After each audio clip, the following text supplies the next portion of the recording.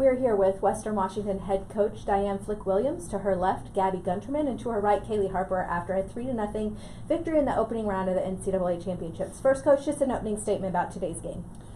First off, congratulations to Hawai'i Hilo, first for obviously making it here, but also for the strong play today. I think they played really well. Their libero was crazy good today, and I thought they did a really good job of swinging hard and serving aggressively. So congratulations to them on a great season.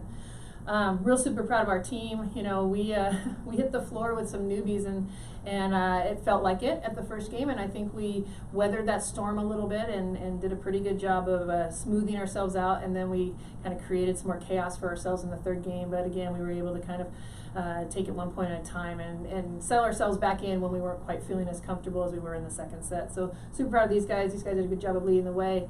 They're our most experienced ones on the court, so we really appreciate that you guys use that experience and leadership to help bring us to victory. You mentioned the experience. Everyone knows that you guys have this long history of a really strong team, but you do have a youthful team this year. Talk about your leadership skills and how you've had to kind of maybe step them up a little this year. Well, I think just definitely our team goes all out, so just kind of guiding which direction they go. And Gabby, what do you feel out there today and in general, especially in the postseason? How is it that you are comfortable to get it done? Oh, I don't know. I feel like we do it every day in our gym. I think that honestly gives me comfort out there because it's like, yeah, I've done it every single day. I know my team's done it every single day, and I think we just fall really back on our training and what we do. And Hilo seemed to really challenge you guys. Absolutely. And they took you to 5 earlier in the fall. What is it about their team that maybe gets you off your game? Well, they're super aggressive, which is great. And you saw a couple plays where we thought it was down. We went to go cheer, and it's still alive. And so we knew coming into this match we were going to have to play long rallies and hopefully match their persistence with our patience and see if that could, win out. And sometimes we were patient enough and sometimes we weren't. But yeah, they play some scrappy ball, and they continue to fight. And that's one of those things where you just know until the 25th point happens, you can't stop. And look ahead a little to your next match, Azusa Pacific. Maybe not who you were expecting to see seeding-wise, but what are you expecting, and how do you recover for a quick turnaround? I think we just really practice working on our side of the net, so it doesn't matter who we play. We just try to keep our game the same, no matter what the opponent is. Yeah, I would definitely agree with that. I think sometimes we can be our own worst enemy, and so I think definitely working on just everything to make sure we are consistent. Coach, I think you have to be pretty pleased with the offensive balance tonight. 5 girls with at least 6 kills or more, 344 hitting. Against a Hilo team, like you mentioned, that plays really scrappy defense. Just talk about that offensive balance and how that's helped you guys through this year. Well, I think Malia Aliaga's done a really good job, especially as a freshman, her first, playoff match. Feeding the people who were hot and then finding some good spots when they weren't. She's really developed throughout this year of the tactical side of the game. So I think she's done a really good job, and our hitters did a really good job of making sure that they kept the ball in a good location. Sometimes we say a good shot is a good shot even if it's dug, so hit it again. And so I thought we did a good job staying patient that way, not blasting too many balls out of bounds and making them have to earn their points after the dig. And then the 13 blocks again.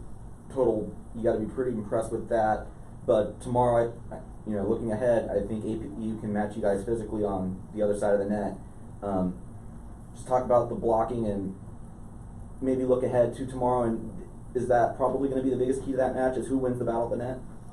Well, I think that's always the key to any match is who's going to win at the net. But I think blocking has been something we have done well this year. It's something that we rely on defensively. So we definitely have to bring it because it's part of what they said, where it's who we are.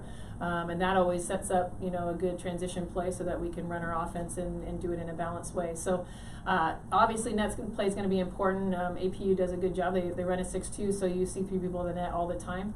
And they're all effective hitters, and yeah, I think it's going to probably be a slugfest between the 2 teams. Ladies, 2 years ago, you guys were, we were down here, but we were in Van Dyne at Cal Baptist. The match with the controversial back row attack call, if you remember, Coach. Kind of let it go, but yeah. You haven't, but okay. But obviously. So this is going to be this could be a very likely a third round between you guys and San Bernardino. now. I don't think any of them were a part of that 2 years ago. But ladies, just look at that and what it would be like to be, playing here for, a true road match if they make it. To have to go get a chance to go to Denver, I mean, you guys have played in some pretty tough places, but here in the Den would be probably one of them, I would imagine, right? Well, the Den reminds us of a couple of locations we play in our own GNAC conference, and so it's pretty tight and intimate, just like it is in Alaska Fairbanks or at Seattle Pacific. And we've played against a lot of crowds. I mean, we are a lot of times people's best draw.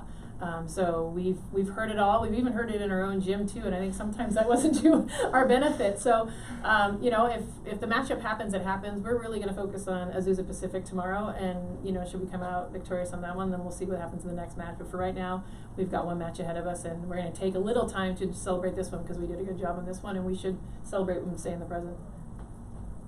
All right, thanks. Best of luck tomorrow. Thank you. Thank you.